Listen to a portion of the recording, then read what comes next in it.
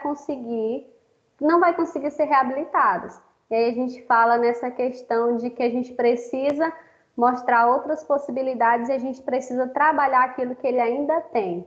Então, muitas vezes é voltado para essa questão de preservar aquilo que ele ainda tem, aquilo que ele ainda consegue produzir, que ele ainda consegue realizar com qualidade. Então, aí a gente fala de um processo de reeducação, de educação, de uma equipe que está atuando de forma multidisciplinar, porque não dá para a gente trabalhar de forma isolada, e essa equipe ela precisa conversar entre si. Por isso é muito importante essa questão dos prontuários, da evolução do paciente, para que a equipe tenha acesso, o que o outro profissional está realizando dentro dessa área. E aí a gente precisa ver essa questão do contexto histórico, né? Como a gente falou, os materiais eles são bem escassos, principalmente na questão da área da psicologia. Inclusive, a gente tem um livro que ele é muito interessante, quem puder procurar, mas eu acho que dificilmente a gente consegue encontrar ele em PDF, que tem Reabilitação e Psicologia, se eu não me engano, o nome é esse, Reabilitação e Psicologia. Se qualquer coisa eu posso estar mostrando para vocês depois a capa desse livro. É muito interessante e ele aborda muitas coisas relacionadas à nossa área.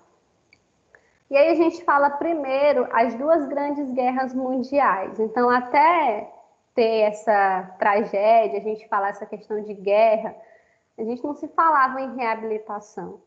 E aí, a partir dessas duas grandes guerras, que começou a aparecer pessoas lesionadas, pessoas com sequelas, pessoas com traumas psicológicos.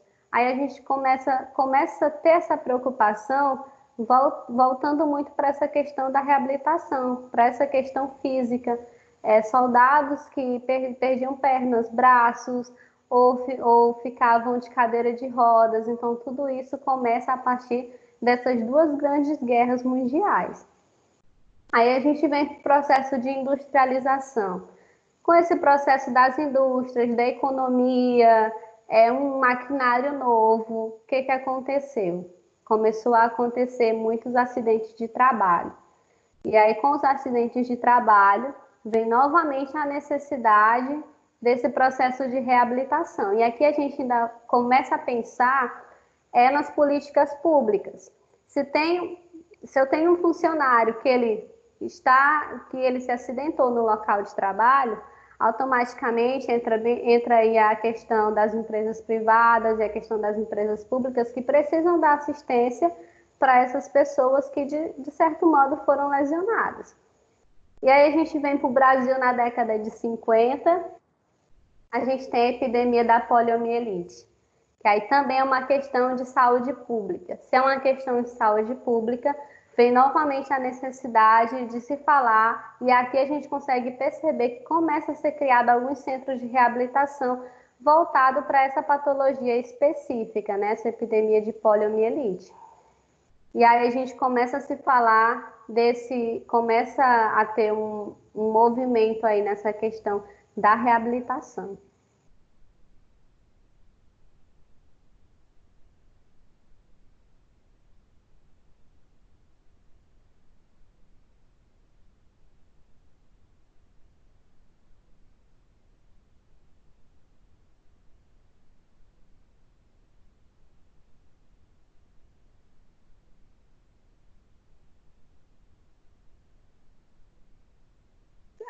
Parou a tela para vocês, gente?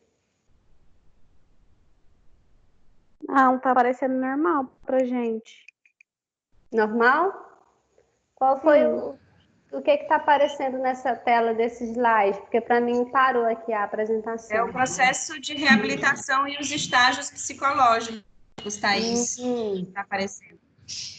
Negação, raiva. Certo, deixa eu ver se eu consigo abrir aqui para mim.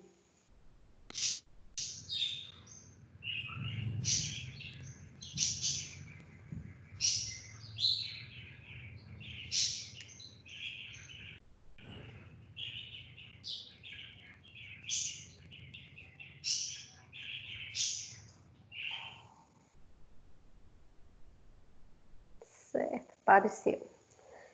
Então, a gente fala aqui sobre o processo de reabilitação, estágios psicológicos. Aí a gente fala o que é que o psicólogo precisa estar realizando dentro desse ambiente de reabilitação. Na verdade, por que o psicólogo está nesse ambiente? Onde a gente fala que existem pessoas, que existem problemas emocionais que precisam ser tratados, questões comportamentais que precisam ser discutidas, a gente fala da presença desse profissional. E aí, dentro desse processo de reabilitação, nós sabemos que é muito difícil, principalmente quando você não nasceu com essa patologia, quando não é uma limitação congênita, mas quando é adquirida. E aí a gente fala muito dessa questão de pessoas que até ontem não tinham nenhuma limitação física, nenhuma limitação cognitiva, e a partir de um acidente, a partir de uma lesão no cérebro, passa a precisar de auxílio. E aí a gente precisa falar de uma pessoa que ela precisa se readaptar, que ela precisa se reinventar. Então isso faz com que ela passe por alguns estágios, e é uma questão assim, a gente costuma dizer, mas pelo menos a gente escuta muito outras pessoas que nunca passaram por esse tipo de situação, dizer que é fácil, porque é melhor estar assim do que ter morrido, mas para essas pessoas, eles passam por um processo de luta, apesar de não ter morrido ou de não ter alguém que estava presente no acidente ter passado pela questão do óbito. Então, existe essa questão que precisa ser trabalhada. As questões psicológicas, elas estão sempre presentes dentro desse ambiente. Sempre precisa ser trabalhado. Principalmente também a questão da família, né? A gente fala muito de cuidar de quem está precisando de ajuda, de quem está no foco, e a gente esquece de falar daquela pessoa que é responsável pelo indivíduo, daquela pessoa que cuida. E a gente tem alguns estágios psicológicos que a gente consegue perceber que as pessoas que têm alguma lesão, que ficaram com alguma limitação, que foram adquiridas, passam. Primeiro tem esse estágio da negação. Dificilmente ele consegue falar sobre isso. Dificilmente ele aceita que agora ele tem uma limitação. Parece que não é com ele. Muitas vezes você fala sobre o acidente, você pergunta e ele conta uma história como se ele nem tivesse naquele cenário. Então a gente consegue perceber muito essa fase de negação. Tem essa questão da raiva, porque querendo ou não, todo mundo, todas as pessoas, elas é um ser humano que passou por algo traumático, que está limitado, e que é normal ele ter essa raiva, essa revolta inicial por conta de algo que foi retirado de forma abrupta. Então, assim, de certa forma, não é de se espantar que uma pessoa fique com raiva. Ou então a gente utilizar aquela famosa frase, você tem que agradecer porque você está vivo, porque você poderia ter morrido, e é melhor ter ficado com essa limitação do que ter acontecido o pior. Então, essas frases, elas não são nenhum tipo, assim, motivadoras. E aí tem a questão da barganha, que a gente consegue ver não só dentro do ambiente de reabilitação, mas na nossa vida a gente consegue ver isso. Se eu conseguir, é tipo uma negociação. Se eu conseguir andar novamente, eu nunca mais vou dirigir alcoolizado. Ou então, eu vou fazer algo por alguma instituição. A gente vê esse tipo de barganha constantemente. E aí tem essa questão da depressão, os sintomas depressivos aparecem, porque quando você consegue perceber que nenhum dos estágios anterior resolveu, aí vem aquele sentimento de tristeza, aquele sentimento de incapacidade. A pessoa vai ser depressiva para sempre? Não, é apenas um estágio que é passageiro. Pode ser passageiro dependendo da forma como é trabalhado, dependendo da forma e do tipo de ajuda e se ela recebe ajuda. Então, tudo isso é uma questão de como a gente consegue manejar esses tipos de estágio. E aí vem a questão da aceitação. A partir do momento que eu consigo me perceber como uma nova pessoa, que eu consigo me olhar no espelho e reconhecer que aquela é a minha nova imagem, que aquela pessoa sou eu, aí eu consigo pensar numa proposta de me reinventar, de ver aquilo que eu ainda consigo fazer. O que é que eu não consigo fazer, mas que agora eu posso modificar e fazer de uma outra maneira. Então, quando a gente chega nessa parte da aceitação, aí a gente consegue falar de uma pessoa que vai progredir, uma pessoa que vai produzir algo para ela mesma.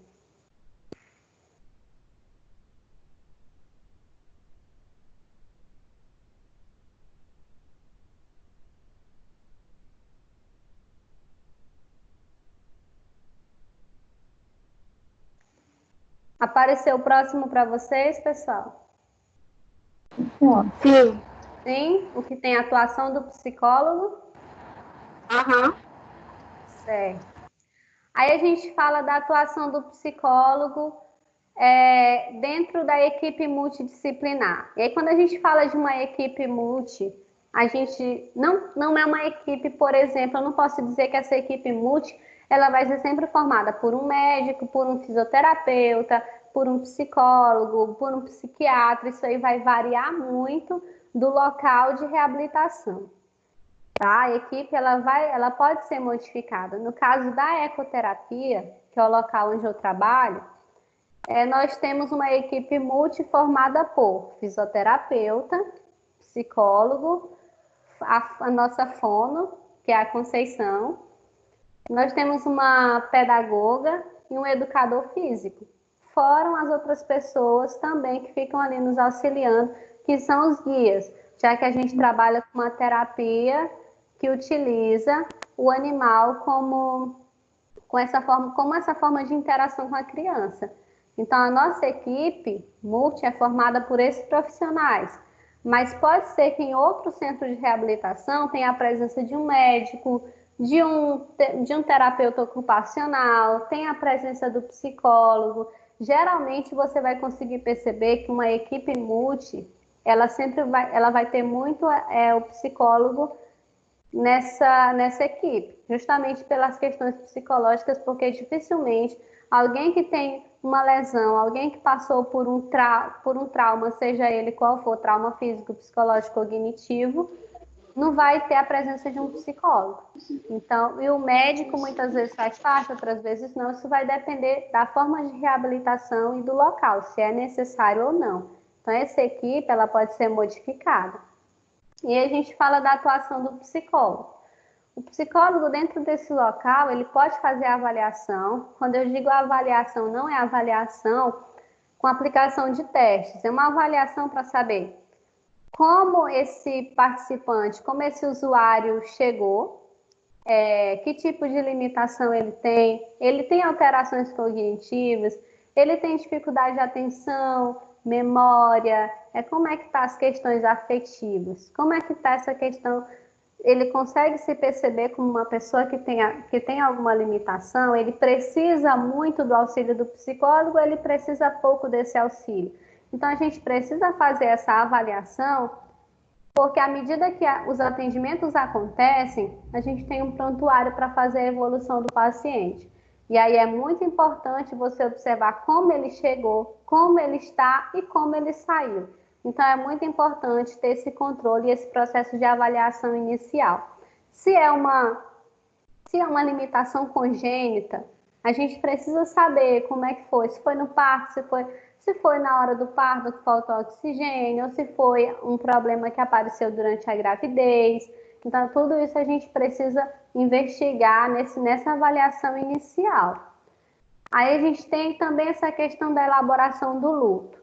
Como eu expliquei um pouquinho mais anteriormente, a gente fala a questão da perda, né? E às vezes não é perda física, às vezes são perdas sociais. Um local que eu queria ir muito, ou se eu pulava de paraquedas, ou se eu andava de asa delta, se eu voava de asa delta. E agora, por conta de um acidente ou de uma lesão, eu não consigo mais praticar essas atividades. É uma perda, gente. Não uma perda de uma pessoa, mas é uma perda social. Se eu costumava muito dirigir o meu carro sozinho e agora eu não consigo mais. Então, é um luto, porque é algo que foi perdido. E a gente fala também das famílias dentro desse processo de elaboração de luto. A mãe que idealizou o filho perfeito, porque acontece dessa forma. Não é assim que funciona. Mas acontece, tô grávida e assim, eu já sei se é um menino, se é uma menina, aí a gente já faz toda a historinha na cabeça, né? Vai crescer, vai estudar balé, vai para o inglês, vai estudar aí na escola tal, vai ser médica. Então a gente já faz toda essa historinha, mas ninguém está preparado para dizer assim, e se for só uma criança que tem um transtorno de aprendizagem, se for uma criança TDAH, se for uma criança que está dentro do TEA. Então, ninguém está preparado para esse tipo de notícia, para esse tipo de situação. Então, quando nasce uma criança que possui alguma limitação, seja ela cognitiva, seja ela física, também a família passa por esse processo de luto. Luto pela criança que foi idealizada e para nascer uma criança que não deixa de ser criança, mas que também agora precisa de cuidados, porque algumas limitações irão surgir. Então, essa elaboração do luto ela é muito importante. E a gente percebe que muitas mães têm um filho com alguma deficiência, tem muito voltado para essa questão de um quadro de doença degenerativa, que a gente sabe que o final, infelizmente, essa questão mesmo de ir a óbito, e que a mãe ela continua fazendo esse processo, tendo essas expectativas de uma criança que vai andar, de uma criança que vai casar, de uma criança que vai jogar bola. A gente, como profissional, sabe e conhece o caso e sabe que não é possível. Mas essa mãe, a gente pensa assim, meu Deus, mas ela sabe do diagnóstico e mesmo assim ela consegue fazer toda essa história na cabeça dela, consegue. Por quê? Porque ainda não está elaborado, ainda não aceitou ainda, ou seja, ela ainda também não passou por esse processo de elaboração do luto, da perda da criança idealizada para o surgimento de uma nova criança. Então a gente também precisa estar atento para esse tipo de situação. Consciência da deficiência. Aí a gente tem algumas pessoas, aí a gente fala especificamente de uma situação que foi vivenciada, de uma pessoa que tem esclerose múltipla. À medida que o tempo vai passando, que a doença vai avançando, vão surgindo algumas limitações. Por exemplo, às vezes a dificuldade para andar, e aí a pessoa busca fazer o tratamento de forma correta e busca outras atividades, inclusive a ecoterapia.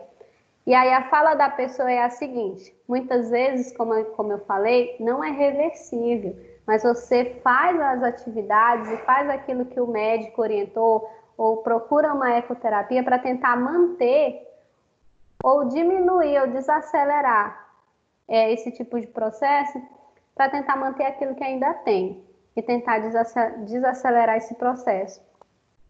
E o que acontece? A pessoa chega lá e diz assim, eu acredito que praticando essa atividade, praticando esse esporte direcionado pelo médico, eu posso voltar a andar. Eu posso voltar a me movimentar da forma como eu fazia antes.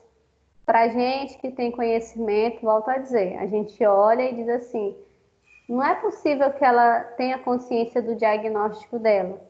Ela tem uma limitação que foi ocasionado por um outro problema, mas que ainda não tem consciência de que não é reversível, mas eu posso desacelerar esse processo, ou eu posso tentar fortalecer aquilo que eu ainda tenho. Então a gente consegue ver muito isso bem na prática, é bem pontual quando a gente consegue olhar e perceber. Depois que tem consciência da deficiência, eu sei as minhas limitações, eu sei que eu não vou voltar a andar, eu sei que eu não vou conseguir alcançar esse objetivo, eu passo a pensar em outros planos, a elaborar outros planos para o futuro. Se antes eu não conseguia, se antes eu fazia essa atividade sozinha, agora eu preciso de ajuda. Mas que tipo de atividade eu consigo fazer?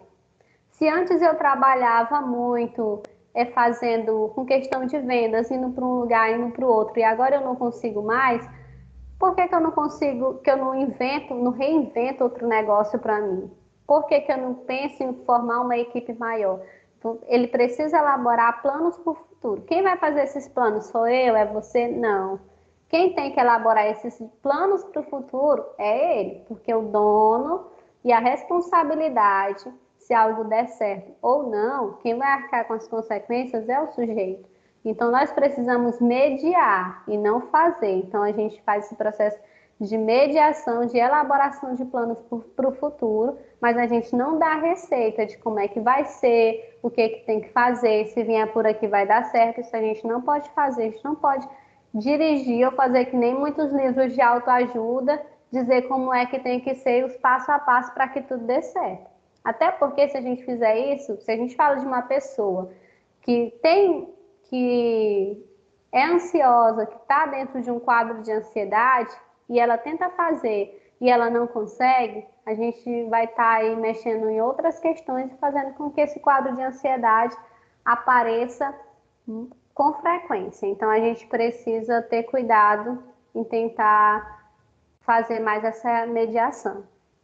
E a gente precisa também cuidar da família e do cuidador.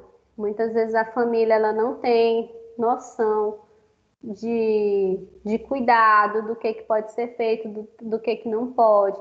Às vezes, pela criança ter alguma limitação, ou motora, ou cognitiva, ou sensorial, ela acha que é dessa forma mesmo, que a criança se joga no chão porque ela não consegue compreender o local que ela está. Então, assim, a gente precisa ter muito cuidado quando a gente faz esse tipo de abordagem.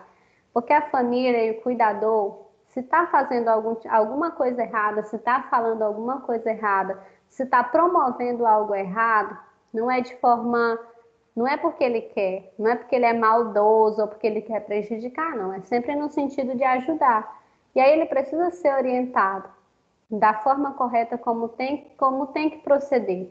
Ele também precisa aceitar que existem algumas limitações e que o papel dele agora é fundamental para que essas limitações possam ser superadas. Então, a gente precisa também trabalhar a questão da família.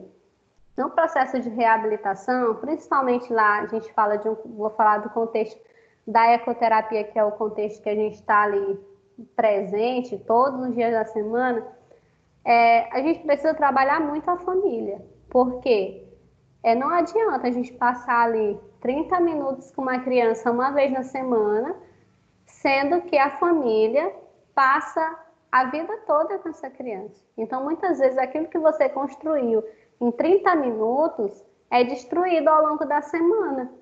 E aí, assim, é complicado quando a família não entra como parceira nesse processo de reabilitação.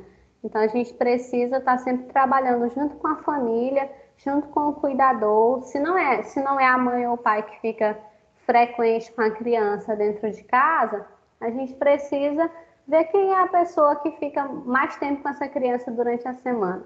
O que é feito, o que não é. Então, a gente precisa ter todo esse cuidado nessa questão dessa abordagem e de trazer a família para perto, para trazer a família para esse ambiente de que eu também sou participativo, de que eu também tenho responsabilidade, e não sobrecarregar também só os profissionais, porque, como eu falei, a gente faz ali algo de 30, 40 minutos e o resto da semana ele fica o dia todo com o pai e com a mãe dele, com o pai e com a mãe dele, e que a gente precisa que esses comportamentos que foram ensinados, o que foi conversado, possa ser reforçado em casa. Até porque também, quando a gente percebe que a dinâmica mudou, que ele está diferente no atendimento, a gente consegue perceber que alguma coisa dentro do ambiente familiar, alguma coisa durante o período durante o dia dele ou durante a semana dele, saiu da rotina. Isso acontece muito quando em pessoas que estão dentro do quadro de TEA. Às vezes uma única situação que foi alterada no dia dele, lá no final da semana, ou então no final do dia no atendimento, a gente consegue perceber que houve diferença. Então a gente precisa estar sempre alinhado ali com a família e com o cuidador.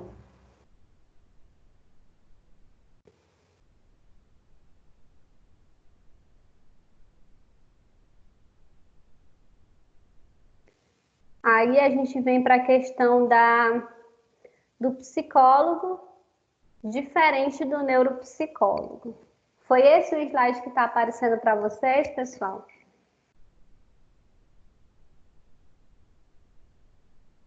Sim, é esse mesmo, tá É aí. esse, né? Sim. Tá, é porque para mim está demorando a abrir aqui na minha tela.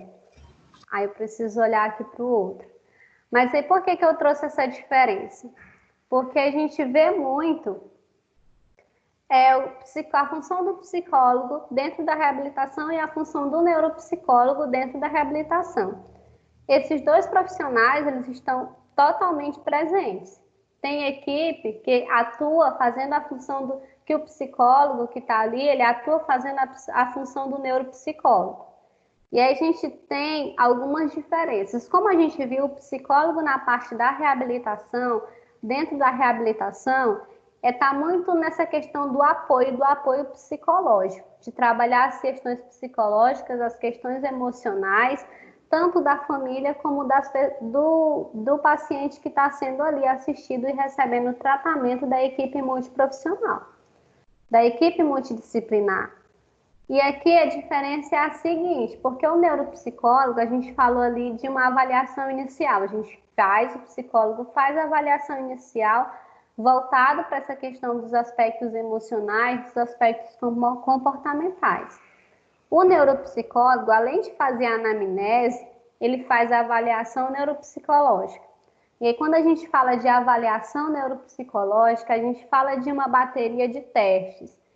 Teste, a gente sabe que tem vários tipos de teste. Teste que podem ser pela faixa etária, ou seja, todos os testes ele vem dizendo lá se é para criança, se é para adulto, qual é a faixa etária, a forma como precisa ser aplicado. Vem dizendo também o que ele vai avaliar, se é a atenção, se é a memória, se é as questões, se é a linguagem. Então, tudo isso é avaliado nessa avaliação. Então, é feita uma bateria de testes, e a gente tem vários testes aí bem extensos. Lá no SATEPS, que é o site onde está dentro do... Você colocando lá na internet SATEPS, vai sair a lista lá nesse site de todos os testes que estão favoráveis, desfavoráveis. Aí vem dizendo, teste que avalia a atenção, teste que avalia a memória, teste que avalia personalidade. Então, tem dizendo todos os testes que estão favoráveis e outros que estão em fase de revisão. Então, ali, a bateria de testes, ela é fechada pensando no paciente, pensando na patologia, pensando no transtorno, na suspeita do transtorno, e para avaliar tudo isso, né, para saber realmente aonde que ele se enquadra. Por que é muito importante? Porque a partir dessa avaliação, a gente consegue fazer a formulação de metas ou objetivos junto ao paciente e aos familiares. E aí, a partir disso, a gente consegue planejar, a gente fala de um planejamento da reabilitação. E aí, esse planejamento da reabilitação, ele vai envolver treinos cognitivos e técnicas de compensação. Que aí, quando a gente fala de treinos cognitivos, se a dificuldade é na memória, então a gente vai utilizar, a gente vai promover, dentro da reabilitação, treinos relacionados a essa área específica. Se a linguagem que ele tem dificuldade, aí a gente precisa o quê? Da parceria da fono. E aí a gente trabalha muito em conjunto essa questão da linguagem. Se é dificuldade de aprendizagem, aí a gente precisa fazer um novo processo de reabilitação. Então, a gente vai montando esse treino cognitivo, essas técnicas de compensação, elas são trabalhadas de acordo com cada caso. Então, a reabilitação do neuropsicólogo, ela é planejada após a avaliação neuropsicológica. Então, aí é totalmente diferente. Então, tem equipes que é composta pelo psicólogo para fazer esse suporte psicológico, e tem equipes que são formadas pelo neuropsicólogo, que é para fazer essa questão mesmo mais desses treinos cognitivos e dessas técnicas de compensação. E aí, quando a gente fala técnicas de compensação, a gente pode ter um exemplo bem prático da questão do TEA, por exemplo. Muitos a linguagem não conseguem desenvolver linguagem. Quando eu digo linguagem, uma linguagem funcional. tá? Porque às vezes ele pode falar várias coisas de forma aleatória, mas que não faz sentido, não é utilizado para eles, para comunicação, não é algo funcional. Digamos que sejam só repetições. Ou então ele não emite nenhum som, então ele só emite sons e nenhum tipo de palavra. Então, se é algo que vai se estender, que a gente sabe que não tem como modificar, a gente precisa pensar em técnicas de compensação. Eu posso pensar em colocar e me comunicar através de figuras, através do visual, através dessa questão muito utilizado mesmo essa questão das figuras, de mostrar o que eu quero, o que eu não quero. Então, a gente precisa pensar nessas técnicas de compensação. Se eu tenho um problema de memória, se eu sofri um acidente e eu fiquei com sequelas, e essas sequelas estão relacionadas à memória, eu preciso fazer o quê? Se eu tenho dificuldade para lembrar, gente, por que eu não posso utilizar outro material que me auxilie? Por que não utilizar uma agenda telefônica? Por que não utilizar um bloco de notas? Por que não utilizar os post-its e colocar em determinados locais para que eu possa lembrar? Então, isso são técnicas de compensação. Eu pensar, se eu tenho uma limitação, eu vou pensar de que forma eu posso utilizar outra estratégia para compensar aquilo que eu perdi, aquilo que eu não consigo mais fazer com tanta, digamos que, aquilo que eu não consigo mais fazer, mas que com a ajuda de outro meio, com a ajuda de outras coisas, eu posso. Se eu não consigo lembrar qual remédio eu tomo em tal horário, eu posso dividir por caixa, colocando o horário de cada medicação. Eu posso marcar um X se eu já tomei essa medicação hoje ou não. Então, a gente utiliza muito com a questão, com os idosos mesmo, essa técnica, de ter uma caixinha dividida, muitas vezes por cores, se ele já tomou ou não, ele faz um xizinho ali na tabela para que para não correr o risco de tomar duas medicações ao mesmo tempo, fora do horário, ou então repetir de novo a medicação que ele já tomou no horário anterior. Então, a gente precisa pensar nisso. E aí, quando a gente fala das técnicas de compensação, não tem como a gente não falar dessa questão da plasticidade neuronal, né? Quando a gente fala dessa plasticidade neuronal, sinalizem para mim se apareceu para vocês. Sim. Certo.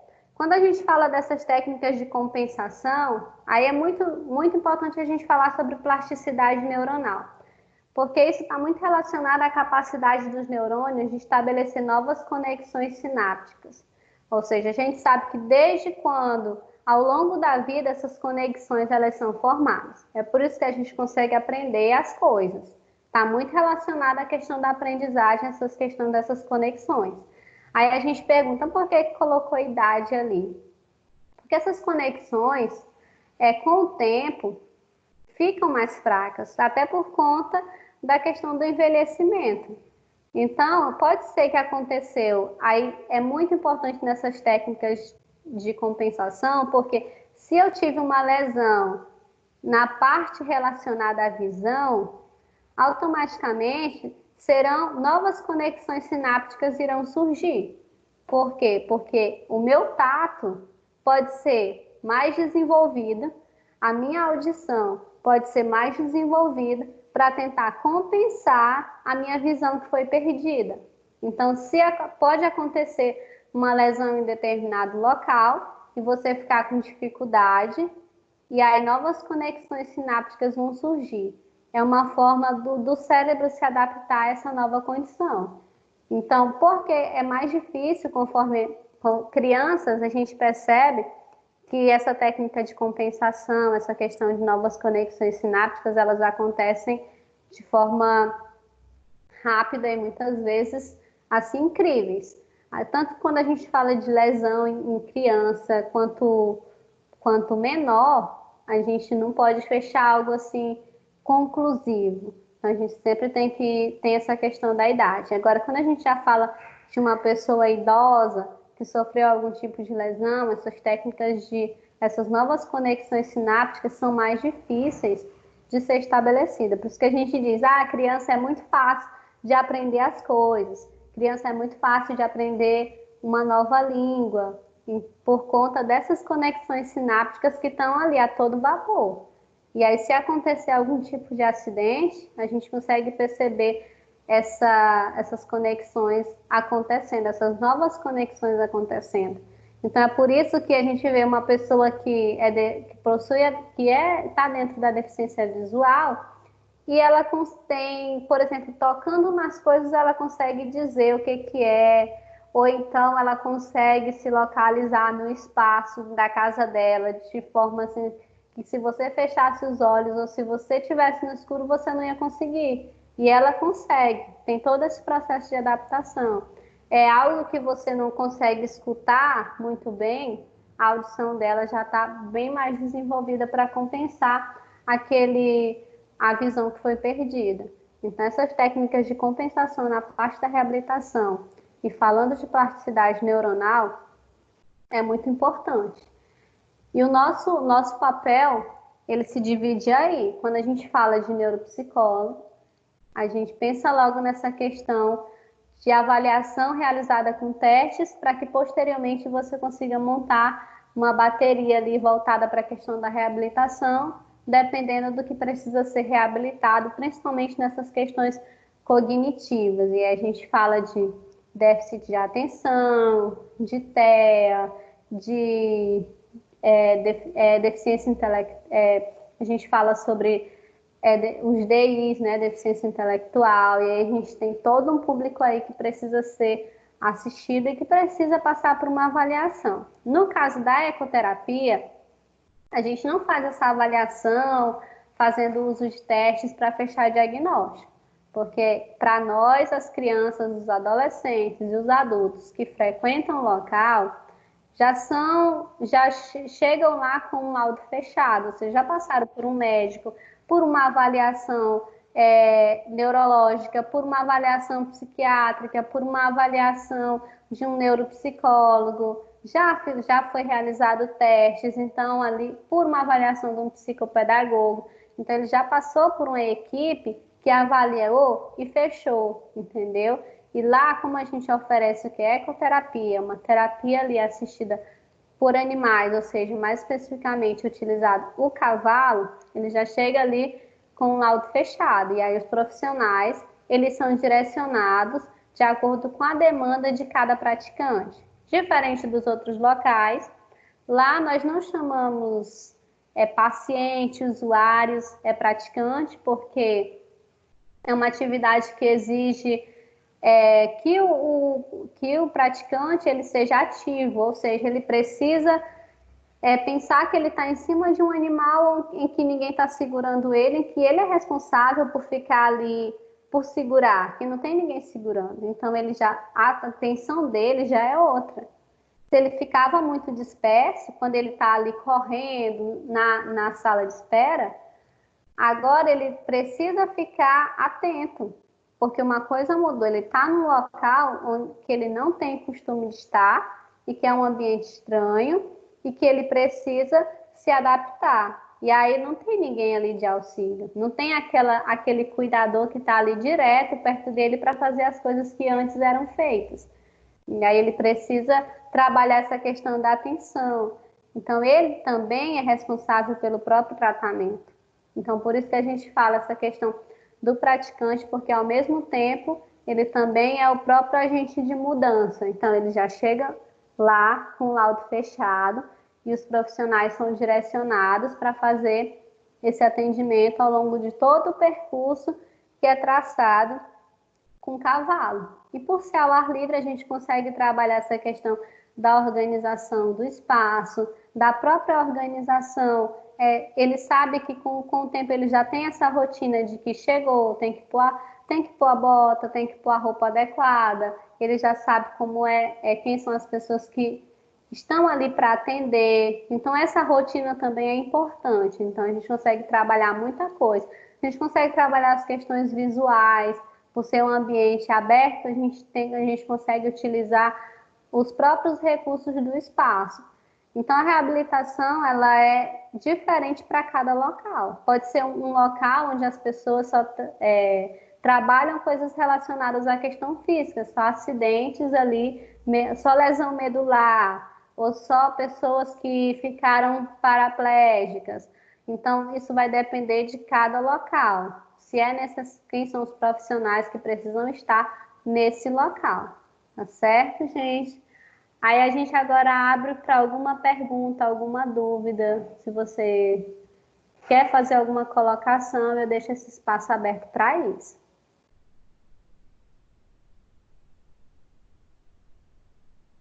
Thaís, eu tenho uma dúvida. Como que a gente lidar com, no caso, na ecoterapia, são os praticantes, né? Com a família do praticante, ou até mesmo praticante que acredita na cura divina, que acredita que vai ser curado mesmo. A gente continua alimentando isso, ou a gente não tem que falar realmente o que está acontecendo? Aí, alguns acreditam nessa cura divina. A gente fala, vocês viram aqueles estágios lá quando a gente fala da questão da barganha, né? Onde diz, por exemplo, se eu fizer, eu vou utilizar esse exemplo porque eu assisti algo muito interessante que falava sobre isso. Se eu fizer, por exemplo, 50 boas ações, meu filho vai voltar a andar. Ou se eu fizer 10 cultos, meu filho vai voltar a andar. A gente nunca pode descartar essa questão espiritual, porque ela pode ou te ajudar ou ela pode atrapalhar, tá? Aí eu volto a dizer, eu dei até um exemplo ontem sobre isso, que a gente precisa estar muito atento para essas questões culturais, essas questões religiosas. Para ao invés da gente não bater tão de frente e não, digamos que afastar mais aquela pessoa, aquele familiar que a gente sabe que a gente precisa dele para dar continuidade no processo, a gente não afastar mais. Então a gente não pode descartar essa dimensão espiritual.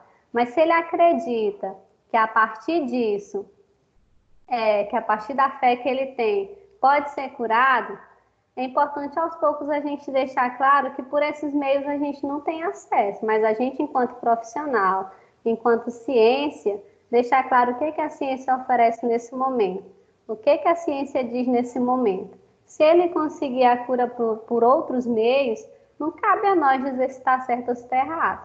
A gente precisa cuidar da parte que nos cabe, que é a parte científica. A gente não pode, digamos que, digamos que, por exemplo, deixar assim, fazer com que essa pessoa acredite que somente isso pode ser responsável por uma cura e fazer muitas vezes com que ele deixe de levar para outros profissionais. A fé, ela pode existir, mas nós não podemos misturar o nosso trabalho com a fé de outra pessoa porque é dele. Se em algum momento for prejudicial, principalmente quando se trata de criança e adolescente, algumas outras coisas precisam acontecer. Como num caso que a gente tinha alguém que possuía transtorno mental e que deixou totalmente de fazer o tratamento por conta do que era disseminado dentro de uma determinada comunidade religiosa.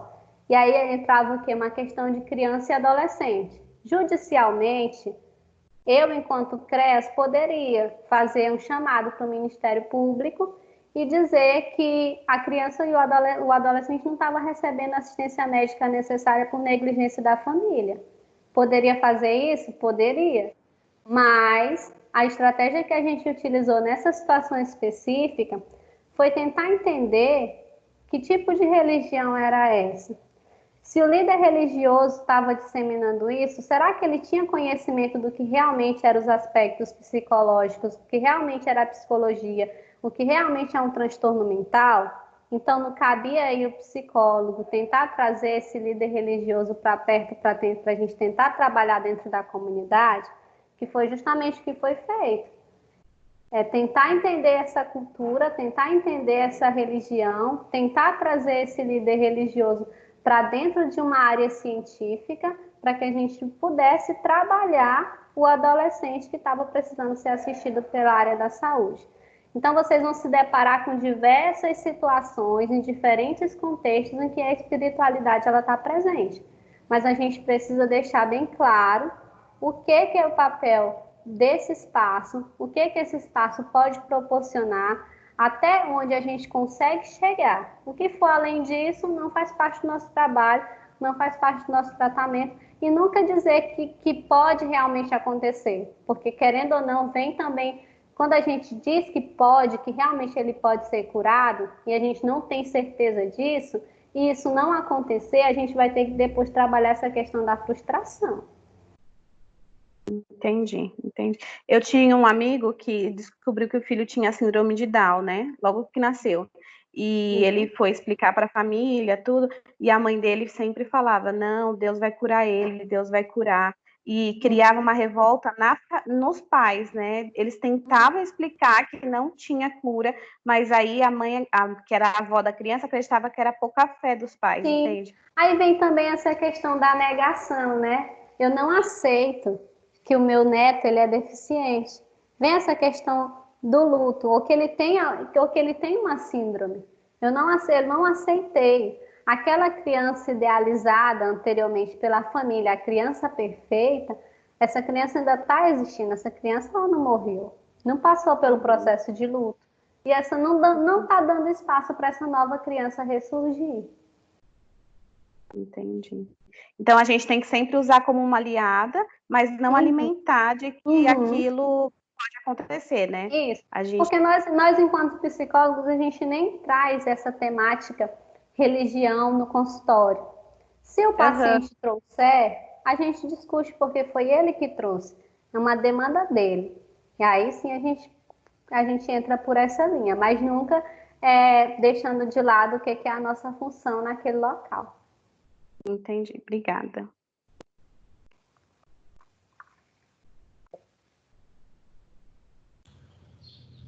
Mais perguntas, pessoal? Thaís, parabéns pela palestra que você fez, muito boa, gostei. Obrigada. Eu tenho uma pergunta para fazer no que se refere à questão do... Eu anotei aqui, peraí.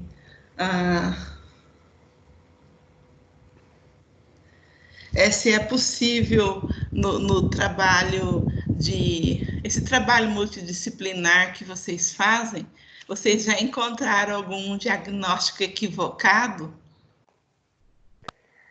A gente diz assim, que por muitas vezes a gente acaba tendo umas discussões ali bem longas, discussões boas.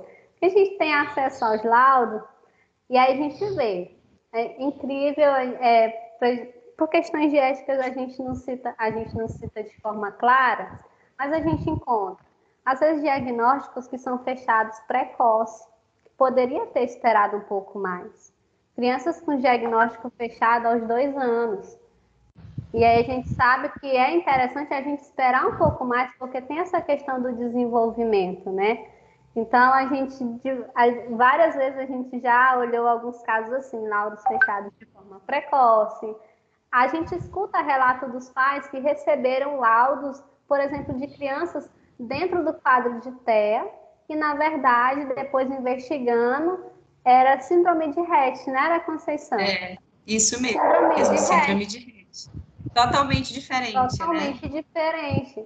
Então, assim, a maioria dos pais, dificilmente, eles vão procurar a justiça para entrar com algum tipo de ação. Aí a gente entende muito esse lado, porque a gente fica revoltado, assim, mas por que não entrou na justiça? Porque geralmente é uma família que já está muito fragilizada, uma família que já procurou auxílio em vários lugares e que tiveram portas fechadas e que tiveram atendimentos negados. Então, é uma família ali que já está bastante prejudicada psicologicamente, que não tem mais condição de colocar essas pessoas para serem responsabilizadas judicialmente. Mas acontece muito, a gente consegue ver muitos laudos assim equivocados. Só complementando a fala da Thaís, né? Além da gente encontrar esses diagnósticos equivocados e precipitativos, né? Muito cedo, né? Que vocês poderia esperar um pouco mais, porque a criança, ela passa pelas fases do desenvolvimento motor, né? Então, a gente tem criança que está naquela fase da agitação motora, que é uma fase condizente com o seu desenvolvimento. E ali você já diagnosticar ela dentro do espectro é precipitativo. Mas além desses erros que a gente encontra, né, desses diagnósticos precipitativos e diagnósticos que não são condizentes com aquela realidade da criança, nós também encontramos muitos assim, relatórios com terminologias bem defasadas, o que caracteriza a necessidade de todos nós, que somos profissionais, estarmos nos atualizando. Por exemplo, o próprio autismo hoje, a gente não pode mais estar emitindo relatório falando autismo, autismo, autismo, mas deixando aquela criança dentro do espectro autista.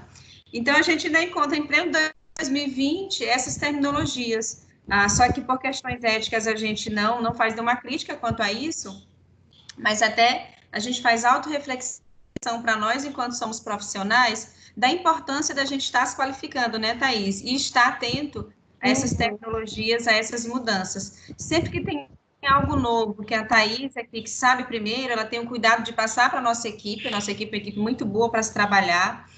Sempre que sou eu que tenho uma nova informação, eu tenho um cuidado, olha, gente, essa terminologia mudou, agora é essa. Sempre que a Luana, que é a nossa psicopedagoga, o Gustavo, que é físio, o próprio Arthur, que é educador físico, a gente tem um cuidado de estar trazendo essa nova informação para a equipe, né? Porque daí também a gente emite relatórios, né? Emite relatórios, atende essas crianças diariamente, trabalha com essas famílias também, então é importante a gente estar lidando com essas terminologias novas, tudo aquilo que é novo, que vai surgindo, né? Que vem para ajudar a favorecer uma qualificação melhor do nosso trabalho. Outra pergunta. Eu tenho outra pergunta. O termo deficiente, ao invés de usar portador de deficiência, ele mudou quando? Então, quando... Posso responder, né, Thaís? Posso? Pode. Posso responder, Thaís.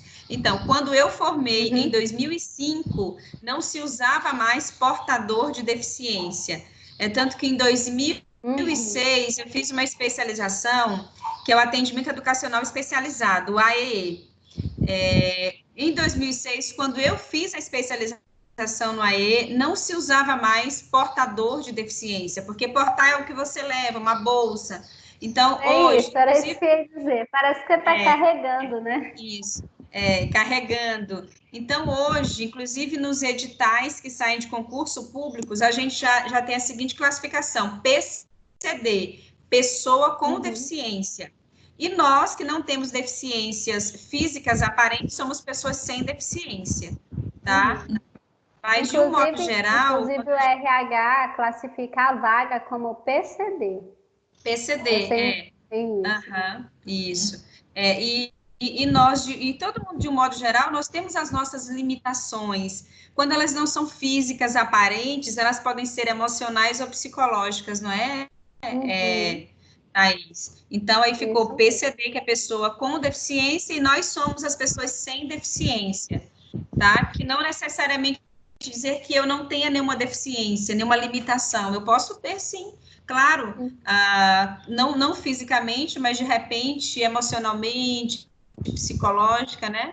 Então, é isso. Mas em 2005, quando eu formei Maria Nilza, ele já estava defasado, tá? Aí veio depois pessoas com deficiências, veio deficientes físicos, e aí hoje usa-se PCD, a abreviação de PCD, que é pessoa com deficiência. É tanto que é o que sai nos editais, tá? Que é como rege a base legal, a lei, tá?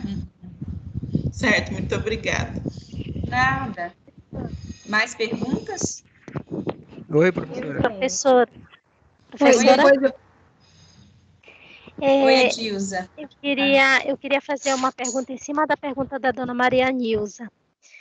A pessoa que tem esse problema, né, que teve o diagnóstico errado, o que realmente a gente faz? A gente encaminha novamente para uma nova avaliação, ou a gente continua, a gente faz em cima do que foi entregue para a gente fazer? Certo. Como é que a gente trabalha? Que eu não entendi. Se você, no caso, se você está no âmbito, se a gente fala no âmbito da clínica, e você tem dúvidas, e aí não é importante você só olhar ao lado e ter dúvidas, mas é importante você fazer alguns atendimentos e tentar identificar se realmente é isso que tem lá naquele laudo, antes de começar um trabalho. Se eu identifiquei que a pessoa que eu recebi não condiz, não é equivalente àquele laudo que está nas minhas mãos, você, enquanto profissional, você não precisa especificamente dizer assim, não, está errado, dizer para o pai ou para a mãe que está errado. Mas você pode, com todo cuidado, perguntar se não existe a possibilidade, se não tem a curiosidade de ter uma outra opinião de um outro profissional. E aí você mesmo pedir para fazer essa nova avaliação. Se você está, até na questão, quando a gente está lá na ecoterapia, que a gente olha e às vezes a gente tem dúvida se é ou se não é, antes de dizer qualquer coisa, até porque a gente não pode fazer esse tipo de avaliação lá, o que é mais importante é que existe alguma coisa que ali precisa ser trabalhada. Se ao longo dos atendimentos a gente identifica que ele precisa ser encaminhado para outros locais ou que ele precisa fazer uma nova avaliação, a gente também pode finalizar. Nunca dizendo ou falando mal do trabalho do outro profissional que fez, porque a gente também não sabe que tipo de informações ele teve e que tipo de informações foram repassadas nesse momento.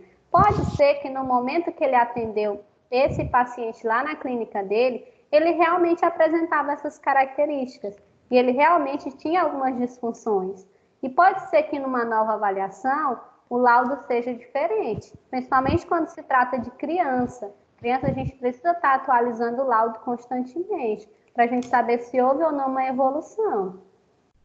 Mas é importante a gente sinalizar que precisa sim fazer uma avaliação, mas se a gente precisar falar mal do trabalho do outro colega que fez. Obrigada. Posso falar um pouquinho com relação a isso também, né? Só complementando aqui a fala da Thaís, estão me ouvindo? Tá, Sim. depois eu quero fazer uma pergunta também, professora. Tá joia.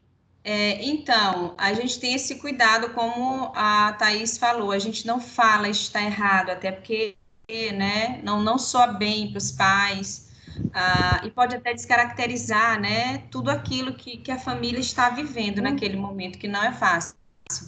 Mas a gente faz igual a Thaís falou para vocês. Na verdade, a gente até deixa, de alguma forma, para a Thaís, que é a psicóloga, conduzir isso, a tentar ver uma segunda opinião mesmo, né? Não bruscamente ou abruptamente a gente fala que está errado aquilo, mas a gente fala da importância de você ter uma segunda opinião, tá? É mais ou menos assim a condução mesmo, e tudo isso muito delicado, com muito carinho, muita cautela.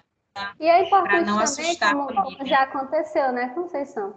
Às Já. vezes você está sendo atendida por um profissional, por exemplo, Conceição, da área da linguagem, da fono, e você vê que não está tendo resultado. Mas é importante você perguntar para o pai o que ele está achando do atendimento, se ele está percebendo se tem ou não evolução.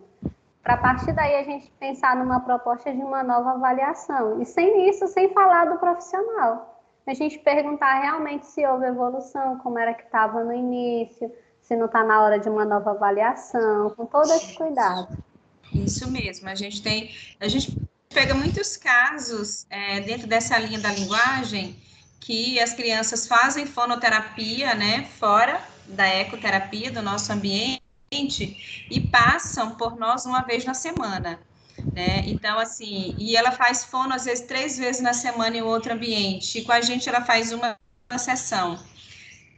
E aí a gente tem esse cuidado, tá evoluindo? O que você tá achando? Porque, às vezes, a família percebe que não está evoluindo, mas fica caladinha, né? Então, a gente até, de alguma forma, olha, você precisa conversar com a fono, fala o que você está sentindo, tudo, é o seu filho, né? É algo muito precioso para você.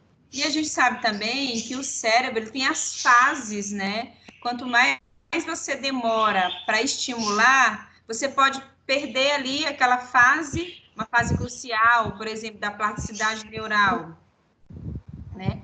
Quanto mais demorado for esse estímulo, e se ele não for feito de uma forma correta, isso pode ainda mais,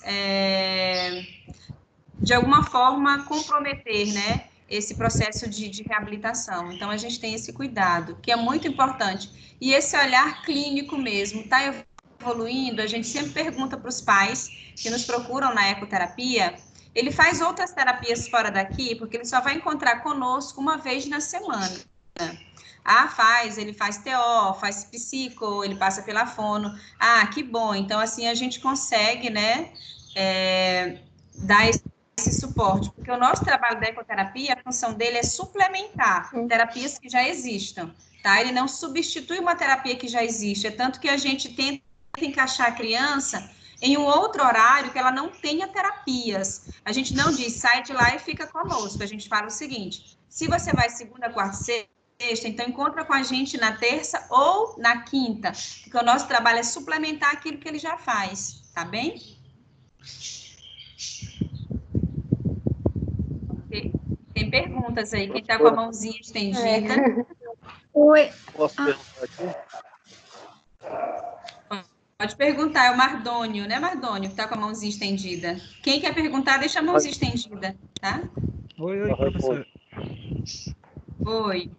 Pode perguntar, Mardônio. Não, só queria fazer uma colocação aqui a respeito do que a Thaís falou lá no início sobre a negação e aquele todo o processo lá da pessoa quando sofre acidente, essas coisas. Eu sou cadeirante já faz quase 10 anos que eu sou cadeirante.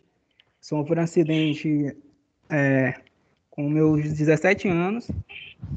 Então, no início foi muito complicado a minha aceitação. Passei por todo esse processo que a Thaís falou aí no início. Foi bem complicado mesmo, mas com a ajuda da minha família, principalmente do meu pai, né, foi muito importante para mim, porque eu consegui superar todos os desafios, todas as barreiras que tinha. Então, o apoio da família é muito importante nesse processo. Bem colocado. Por isso que a gente fala, a gente não consegue fazer nada. E se a gente identificar alguma coisa que a família está fazendo errado, a gente não pode bater de frente, porque a família é que vai nos auxiliar. Fora do contexto clínico, fora do contexto ali da reabilitação, a família é o nosso suporte. E logo que eu me acidentei, que eu fui para o hospital, eu tive todo o apoio dentro do hospital também, no hospital em São Luís. Eu tive todo o apoio lá da equipe de neuro, tanto do médico, esse fisioterapeuta, psicólogo, enfermeiro. Tive um apoio de todo mundo, todos eles iam praticamente todos os dias conversar comigo, me apoiando, me falando algumas coisas para me incentivar mais também, e isso ajudou bastante. E imaginar um adolescente de 17 anos sofreu um acidente que praticamente está naquele auge ali, joga futebol todos os dias praticamente, sai todos os dias, anda de bicicleta, se diverte, corre, faz todo tipo de atividade. É muito complicado para a pessoa aceitar aquilo. Eu confesso que eu falei muita loucura logo no início que eu me acidentei, né? Porque eu não estava me aceitando no início. Mas depois de um certo tempo eu comecei a me aceitar, comecei a me adaptar de uma forma totalmente diferente. Hoje em dia eu consigo fazer tudo aquilo que eu fazia antes. Quase tudo, né? Em exceções, em andar de bicicleta, jogar bola, essas coisas eu não faço. Mas em exceções, muitas coisas eu faço as que eu fazia anterior. Certo. E conseguiu achar novas atividades para fazer, né? Bastante. Ótimo. Meu vídeo aqui está parado, mas eu estou conseguindo ouvir vocês. Thaís, você consegue ver se tem alguma mãozinha levantada aí? O meu está parado aqui. Tem a mãozinha da Maria. Pronto. Oi. Maria. Oi. É o seguinte, a pergunta, no caso, assim, trazendo assim, a atuação do psicólogo no processo de reabilitação, nesse tempo de pandemia, ao retornar ao meio social. Quando quando você relatou a epidemia, né, de poliomielite, né, trazendo ela assim, no caso, porque agora é a pandemia, no caso, na época era a poliomielite, mas A epidemia da eu vejo já ouvi muitos relatos de pessoas que quando ela for inserida ao meio social que liberar, elas, obviamente, elas não vão se sentir seguras em pegar mais nas mãos das pessoas. Relacionada a isso. Sobre essa tua pergunta, o que acontece? A epidemia da polio deixa pessoas com sequelas motoras. E aí vem essa questão de precisar da reabilitação e da equipe toda.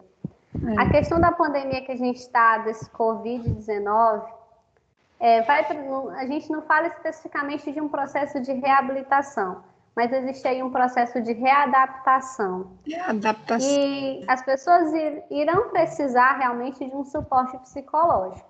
A gente imagina pessoas que estão há 40, 60 dias em suas casas, principalmente no contexto de que nós temos crianças com um quadro de hiperatividade, crianças dentro do TEA, e são crianças que estão ali, por exemplo, há 60 dias trancadas dentro desse ambiente.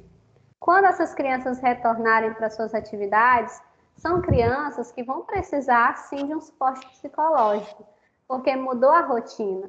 Quando se altera uma rotina, altera muitas coisas e muitos sentimentos, né?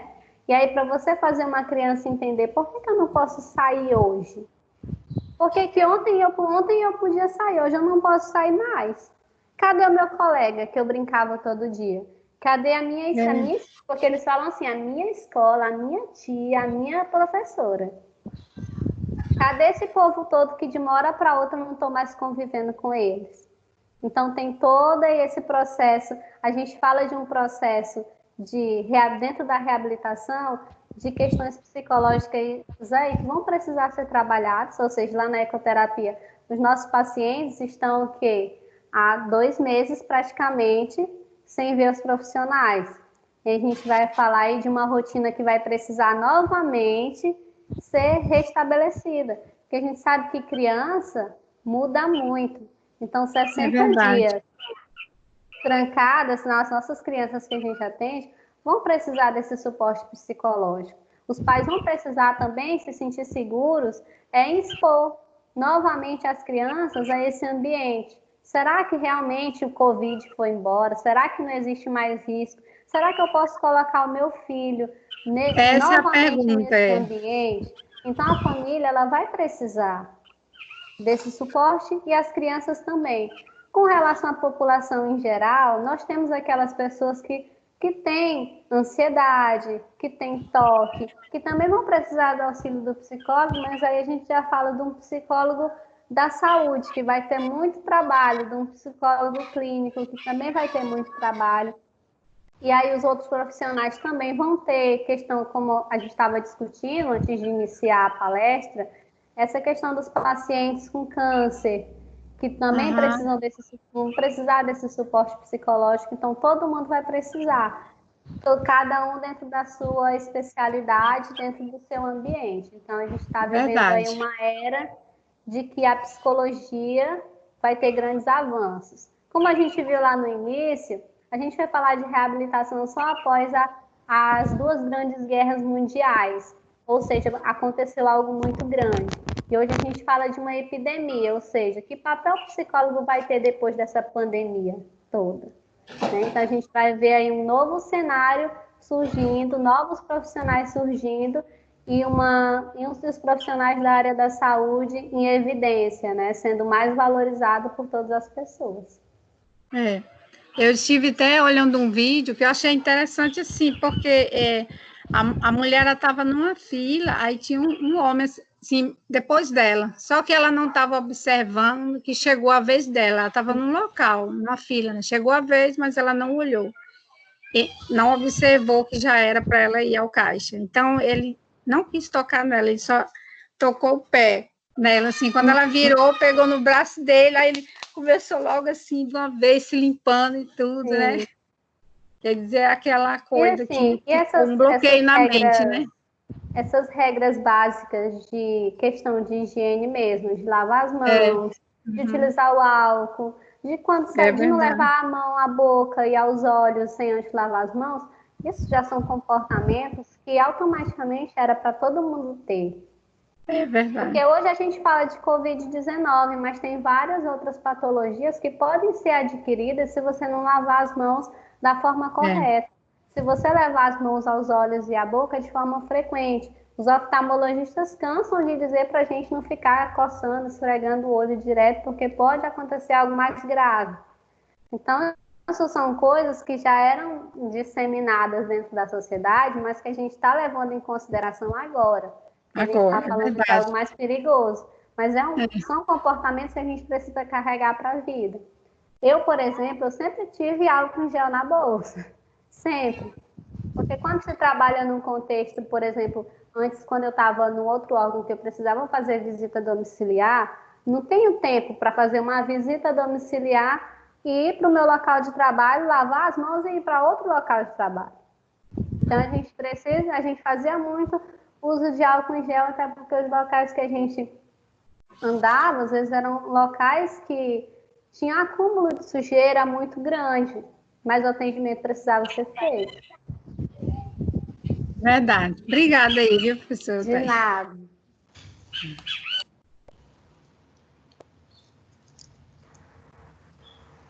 A professora Conceição pediu para avisar que a conexão dela caiu, mas logo ela retorna. Certo. Eu tenho uma dúvida.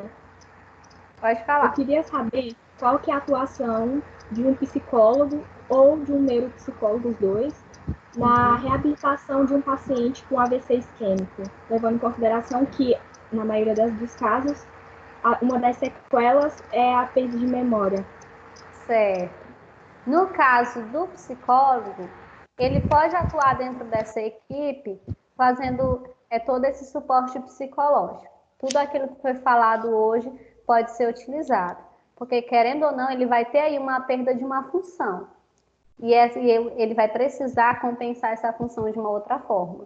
E ele vai precisar também aceitar que aconteceu realmente essa perda de função, porque assim, a gente sabe que tem muitos meios eletrônicos que podem nos lembrar das coisas, mas será que ele vai aceitar esses meios eletrônicos? Ele vai aceitar fazer uso de lembretes? Então, precisa ser trabalhado essa questão psicológica, esse suporte psicológico também junto com a família. Quando a gente fala do neuropsicólogo, essa avaliação ela precisa ser feita. Se houve uma lesão em uma determinada área, eu vou precisar ver que tipos de testes avaliam essa função. Se no caso tu me disseste essa memória, não foi isso? Exatamente. Certo. Isso. Então, eu preciso procurar que tipo de testes irão avaliar a memória. E aí, eu volto novamente a dizer, é muito vasto os testes que a gente tem. Nós temos muitos testes. E aí, a gente precisa verificar a faixa etária, se está adequado, se ele sabe ler, se ele sabe escrever, porque tem alguns que exigem isso. Então, a gente precisa ter todo esse cuidado na escolha desse teste. Geralmente, quando se trata de um contexto hospitalar, a gente costuma fazer um teste, digamos que não seria nem um teste rápido, mas uma triagem. Rapidinho, não sei se vocês já tiveram acesso, mas ele pode ser utilizado por qualquer profissional da saúde. Ele aborda a área da linguagem, a questão dos números, visoespacial. Então, ele é um testezinho de rastreio. A gente chama de teste de rastreio, e ele pode ser utilizado por todos os profissionais da saúde. Ele é muito utilizado no contexto do hospital, porque é algo rápido. Quando acontece do paciente aparecer lá uma vez e depois ir embora e a gente não vê nunca mais, e a gente precisa de algo mais rápido. Mas quando se trata de uma avaliação, em várias sessões a gente faz essa avaliação, essa questão da memória, e a gente avalia como um todo, avalia a memória. Será que não é a falta ele está realmente com perda de memória, ou a atenção também está prejudicada, já que a atenção está um pouco ali interligada com a memória, prejudicou a linguagem, então a gente avalia todas as funções. Identificou que realmente a memória é a prejudicada, a gente vai precisar fazer treinos cognitivos para a memória. E aí a gente precisa ver que tipo de material a gente pode utilizar para fazer esses treinos cognitivos de acordo com o paciente que está ali na sua frente. Pode ser um paciente que sabe ler, pode ser um paciente que não. Agora a gente pensa, por exemplo, se for um paciente, nunca aconteceu, mas a gente pensa de tudo. Se for um paciente que está ali, que tem uma deficiência visual e que ele tem uma perda de memória por conta da lesão, como é que a gente vai trabalhar assim o visual para a gente já estar prejudicado? Então, por isso que a gente costuma dizer que cada paciente é um paciente, cada caso é um caso. Então, é trabalhar essa questão dos treinos cognitivos, diferente do psicólogo que fica mais ali no suporte, no apoio psicológico. O neuropsicólogo, ele é capacitado para estar fazendo mais uma outra especialização de reabilitação, e aí ele vai conseguir montar esse treino cognitivo para ele. Se é uma lesão e eu não consigo, a gente sabe que muitas vezes elas não conseguem muito progresso, consegue poucos, a gente precisa pensar nessa questão da compensação. O que eu posso estar utilizando no dia a dia que pode auxiliar nessa questão da memória? Aí a gente precisa da família, a gente precisa ver o que ele tem acesso, o que ele não tem, e conscientizar também novamente do que ele precisa utilizar, e ele precisa ter consciência de que agora ele tem uma limitação. Aconteceu há muito tempo atrás de uma pessoa sofrer um acidente e a perna teve, digamos assim, um corte profundo. Só que, ao ser direcionado para o hospital, todo mundo ficou atento somente ao corte. Ninguém pensou em fazer nada da cabeça, tá? Estava saindo sangue só na perna, então ele foi atendido lá e foi costurado a perna e foi mandado para casa. Alguns meses depois, essa pessoa começou a apresentar perda de memória. Então, uma atividade que ela fazia antes, que exigia passo a passo, ela não estava conseguindo realizar mais. Era desconhecido para ela. E aí, quando foi feito todos os exames neurológicos, foi identificado que por conta daquele acidente houve uma lesão no cérebro, que era uma lesão irreversível por conta do tempo também que passou. E ninguém percebeu que existia essa lesão. E ele ficou com esse problema, com essa perda de memória. Então, o que aconteceu? Ele teve que passar por todo esse processo de reabilitação e teve que utilizar muitas técnicas de compensação. Ele teve, por exemplo, que a forma correta de você calçar o sapato e colocar uma meia era difícil. Você sabe que você tem que colocar a meia primeiro, depois colocar o sapato e depois amarrar o cadastro. Então, esse tipo de sequência, para ele, era difícil. Então, precisava estar escrito no local onde o sapato dele estava, para ele lembrar de como realizava aquela atividade. Da mesma forma, pacientes que têm Alzheimer, que vai perdendo todas essas funções. Também é interessante a gente começar a trabalhar faz essa questão de... Essa, na verdade, é mais uma questão de preservar aquilo que ele já tem para tentar desacelerar o processo. Mas existem outras técnicas de compensações que precisam ser utilizadas. E aí a gente trabalha muito com o terapeuta ocupacional, que é muito voltado para essa questão de organização e de rotina. Então, aí a gente precisa sempre analisar cada paciente. Obrigada. De nada.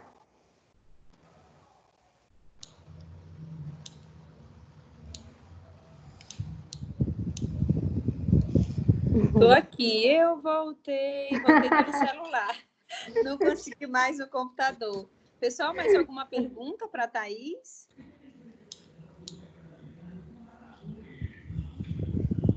Mais alguma pergunta, pessoal? Ou não? Consegue ver se tem alguma mãozinha, Thaís? Que eu estou pelo celular, eu tive que reiniciar o computador. Não, para mim não está aparecendo nenhuma mãozinha aqui, não. Não, né? Então, ótimo. Thaís, então eu vou te agradecer mais uma vez, tá? Nós vamos encerrar. Tem mais uma mãozinha aí levantada para fazer perguntas. Muito obrigada pela disponibilidade. Tenha certeza que nós aprendemos muito com você ontem e hoje. Verdade. Tá? Aprendemos muito. Tá Que bem? bom. Obrigada por esse momento conosco, por tanto conhecimento que você disseminou, tá bem? Que Deus abençoe grandemente a sua vida, tá? Amém. Que você continue sendo essa profissional de excelência que você é. Como eu já disse ontem, eu vou repetir hoje, no ambiente de trabalho que a Thaís ela está, ele é leve, ele é tranquilo, ela tem essa sabedoria de manter esse ambiente muito harmônico, né? Então é isso, viu? Que Deus te abençoe muito, tá? Muito obrigada mesmo. Foi assim De valioso para todos nós, tá? Um beijo, E fica com Deus. beijo. Obrigada aí, viu, De Thaís? nada. Obrigada, viu? E a gente se encontra em algumas outras por aí. Sim, Verdade. com certeza. Tchau. Fica em Tchau. casa, né? Tchau. Amém. Vamos ficar. Cuidem-se, né? Cuide. Tchau, tchau, gente. Muito obrigada pela atenção, pela participação, pelos comentários. E a gente fica por aqui até um outro dia. Deus abençoe.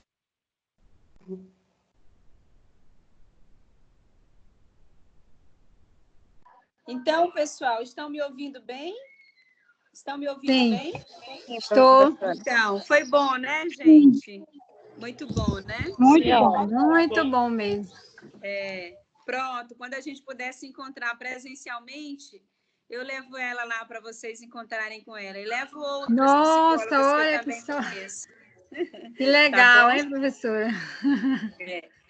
Toda a equipe que eu trabalho, ela é composta por psicólogo. Tem outras que eu conheço também, que teriam disponibilidade também. E não vai faltar oportunidade da gente estar levando esses profissionais, né, da área que vocês fizeram a opção de trabalho. Vai ser muito bom, tenho certeza disso. Eu solicito relatório sobre a palestra de hoje. Vocês têm até amanhã, meia-noite, até encerrar o dia de sábado, para enviar, tá? Pelo portal, para a gente pontuar vocês, tá bem? Tá bem, professora. E eu já fiz a minha pesquisa aqui sobre a ecoterapia, porque eu nem sabia que tinha aqui em Imperatriz, e que bacana, que projeto bonito. Que legal, é da prefeitura mesmo, né? É um programa da atenção básica, é o SUS, na verdade, quem financia o programa. O programa é lindo. Quando a gente puder se encontrar presencialmente, eu levo vocês lá. Todos os semestres eu levo os meus alunos. Olha só, que legal, professora. A gente chama de visita, né? Uma visita de observação. E aí vocês vão estar mais tempo com a Thaís, a gente combina um dia que vocês podem ir. O horário é bem tranquilo, a gente começa a atender a partir das 16h30 e vai até 19h30, 20 horas mais ou menos. É já o final do dia, porque a gente atende as crianças ao ar livre, né? Pela questão sensorial, visual. Então, nós atendemos lá no... Como é que é o nome, Cleilton? No Parque de Exposição. Desculpa, deu um branco aqui. Essa semana eu estou mais cansada, assim, muita leitura. Então, no Parque de Exposição. E aí, lá tem muito verde, muitas árvores, muitas plantas, flores, pássaros.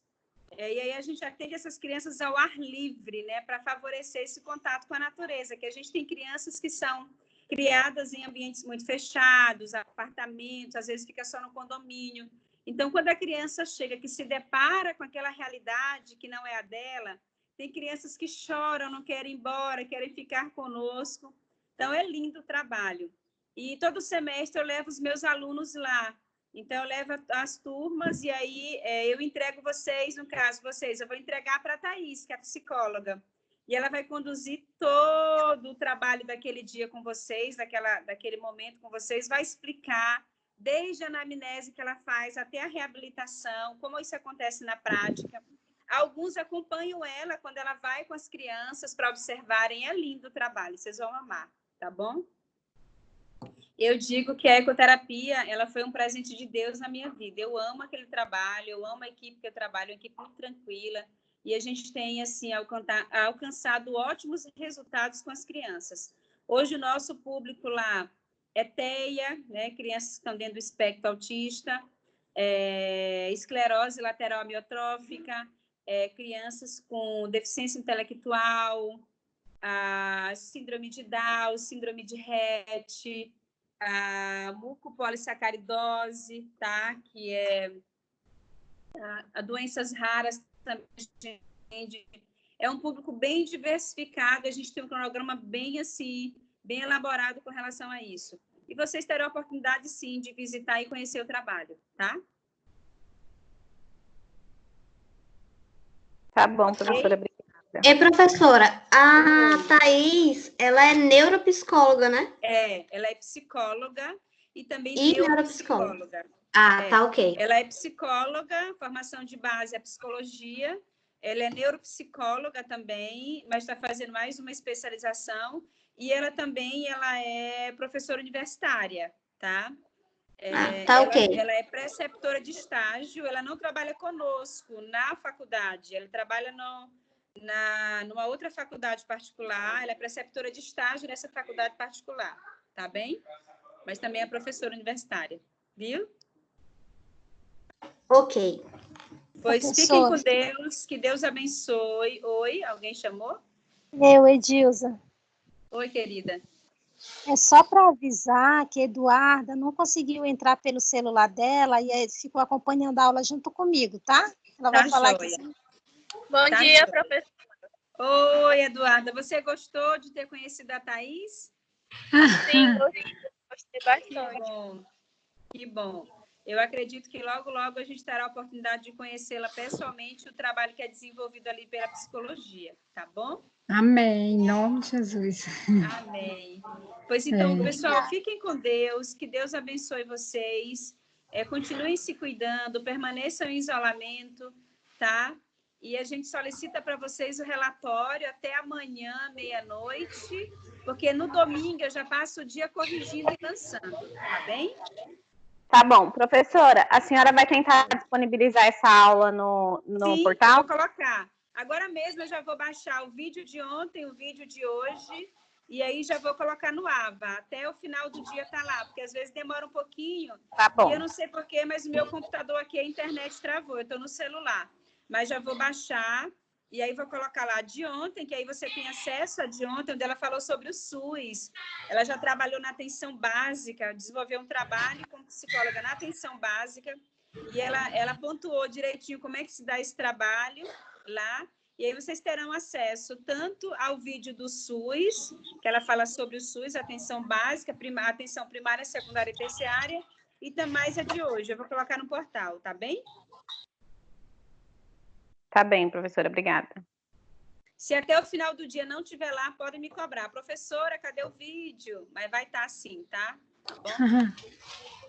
Beijo, porque eu sempre encerro a minha semana de trabalho com vocês, tá?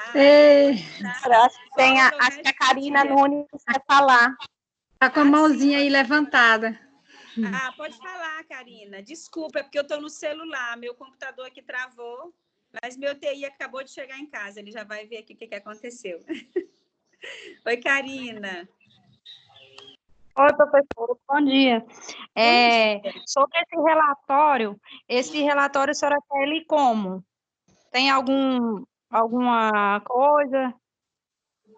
Não, o relatório, geralmente quando você faz um relatório de fala, por exemplo, dessa palestra, você ouviu tudo que ela falou, né? Você vai rever no vídeo também, que eu vou disponibilizar, tá?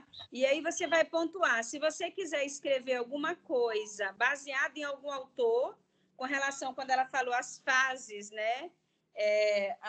Os estágios psicológicos, se você quiser fundamentar, você pode, fica muito rico quando a gente fundamenta.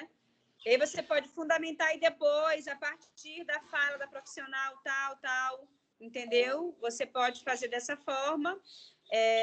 Faça como fica pertinente para quem lê, algo simples, mas muito rico. Quando eu faço um relatório, mesmo que seja de um paciente, eu sempre fundamento, coloco alguma fundamentação teórica. Por exemplo, se eu for fazer um relatório hoje dessa palestra da Thaís, eu iria começar falando da profissional, que ela se apresentou logo no início, né?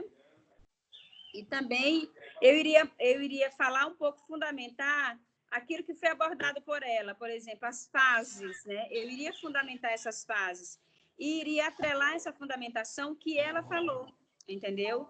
Ela falou também, outro ponto que eu achei muito positivo foi a reabilitação cognitiva, né?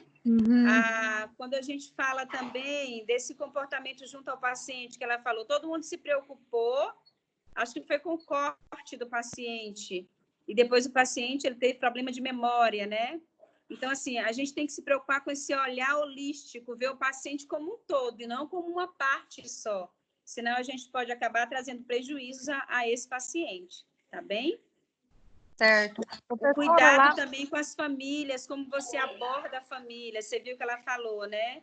A família chega fragilizada, a importância da gente deixar a família vivenciar essas fases. A mãe que sonhou com um filho perfeito e de repente aquele filho morre. Ela vive realmente aquelas fases, ela vive o luto daquele filho que foi idealizado, tá? Então você pode fazer um paralelo com o que se tem hoje de forma científica publicado e entrelaçar com a fala da profissional. E a sua opinião também é muito importante, você pode colocar a sua também, tá bom? Relatório é o que você vai relatar, tá bem? Eu tenho uma dúvida também, igual no portal, tem alguns vídeos que a senhora colocou que eles não estão abrindo. A gente coloca lá e ele dá tipo, como é que fala? O computador detecta como não seguro, aí não abre, sabe? Aí eu pego o link, vou lá na internet, tento abrir, não estou conseguindo abrir alguns, viu? Então, e aí algumas pessoas fizeram essa queixa para mim, e ele abre normalmente aqui no portal. Entendeu? Mas você vê qual é o assunto que se trata e você pode pesquisar artigos também sobre isso, viu, Karina? Tá bom? É o que eu tô pensando, porque não tá abrindo aqueles. Ótimo, ótimo. Pode pesquisar artigos também, tá? Tá. Eu queria só deixar como sugestão, tem um filme na Netflix que se chama Como Estrelas na Terra, se eu não me engano. Conta a história de um menino, eu não sei se a senhora já assistiu. Conheço, já assisti.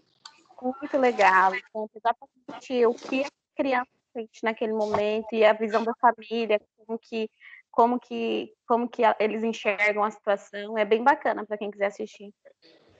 Isso mesmo. A gente se depara muito com essas realidades das fases que a Thaís ela citou, quando os pais chegam na ecoterapia.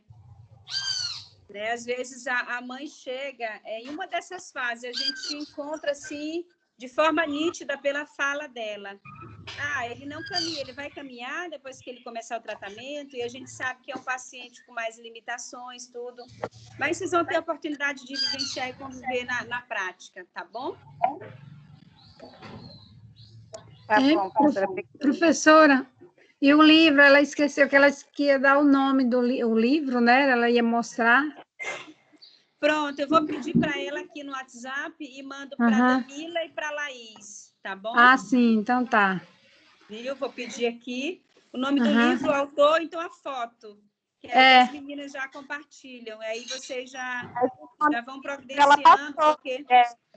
reabilitação em psicologia, ela passou o nome do livro. Reabilitação em psicologia. Ela só ia mostrar, ela ia mostrar a capa do livro. Então vou pedir a foto. Vou pedir a foto, sim. Tá bom? Vou pedir. Tá. E assim, pessoal, em algum momento, se vocês quiserem conversar com ela novamente, ela é muito acessível, a Thaís, muito acessível mesmo, tá? Toda semana ela manda mensagem para a gente, como é que vocês estão? Vocês estão bem? Para mim, para os colegas, sabe? Ela tem esse cuidado de cuidar de quem cerca ela. Então, Conceição, como é que você está? Eu sempre falo, estou bem. E as crianças, estão bem? Eu falei, estão bem. E o marido? Não, está tudo bem por aqui. Ela, ótimo, qualquer coisa fala, entendeu? Então, ela é maravilhosa, assim. Ele é muito tranquila, exatamente como ela se apresentou no vídeo desde ontem, ela é muito tranquila, tá bom? Pois um beijo, pessoal. Tchau, tchau. Tchau, professora. Obrigada. Boa semana. Tchau.